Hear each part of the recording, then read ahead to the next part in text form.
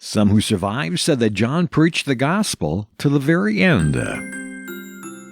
For legendsoffaith.org, I'm Rob Cutter. John was 17 when he began preaching the gospel in his hometown. His charismatic style on those busy street corners would lead him to a small 25-member church that would grow to over 500 members in Glasgow, Scotland.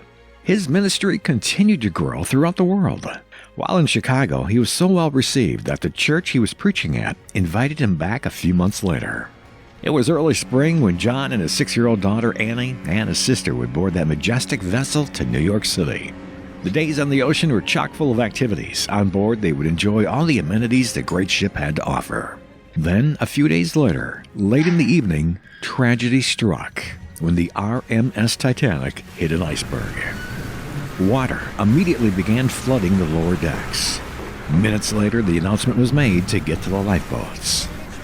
John found seats for his daughter and sister, and as a single parent himself. But seeing a greater need, he gave it up to another passenger. As the lifeboats are being lowered, John was heard shouting women, children, and the unsaved to the lifeboats.